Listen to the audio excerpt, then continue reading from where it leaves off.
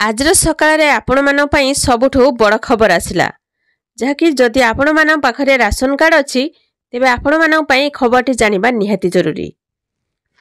तेबे आमर मुख्यमंत्री मोहन चरण माझी सबुठु बड़ घोषणा करिसंती। राज्य में गरीबों कल्याण उपरे ध्यान देथिबा समय समय सरकार अनेक गुरुत्वपूर्ण निष्पत्ति नेउछंती। एही क्रम में राशन कार्ड धारी माने अनेक लाभ पाइबाकू जाउछंती। दारिद्र्य सीमारेखा तले थिबा परिवार मानक पई सरकार अंत्योदय अन्न योजना कार्यकारी करछंती। एही योजना अधीन रे प्रति मासरे सब्सिडी 35 किलोग्राम राशन जोगाई दिया जाउछि। राशन कार्ड थिले अनेक सुविधा जोगाई देउछंती केंद्र सरकार। जदि आपण मान पाखरे राशन कार्ड अछि तेबे कमेंट बॉक्स रे कमेंट करी कहंतो।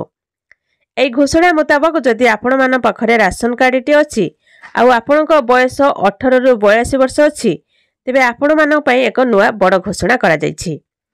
तेबे आसंतु देखिबा कोन रहिछि संपूर्ण अपडेट। वीडियो को देखिया पूर्व गोटे लाइक कर दियंतु। चैनल सहित जोड़ी होई रहबा पई एबे सब्सक्राइब करी पाखरे आस्तुबा घंटी चिन्ह को दबाई दियंतु।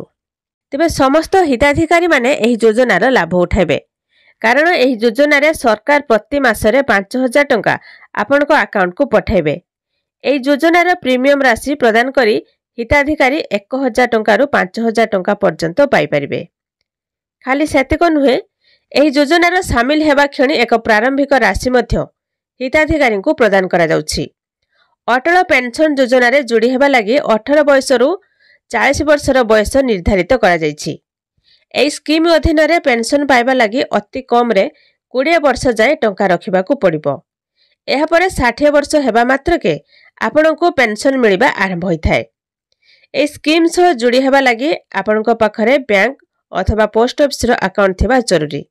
जदि आपणक बयस 25 वर्ष तेबे आपण एही स्कीम रे प्रति मासरे 376 टंका निवेश करी 5000 टंका पेंशन पाइबे। अर्थात दैनिक आपणको मात्र 12 टंका देबाकू पड़िबो। 60 वर्ष परे आपणको पेंशन मिलिबो। आउ सेपटे राशन कार्ड थिबा समस्त सदस्य मानकर ईकेवाईसी कार्य आधार संयोगीकरण द्वारा ऑनलाइन माध्यम रे ईपीएस मेसिन जरिया रे करा जिवो।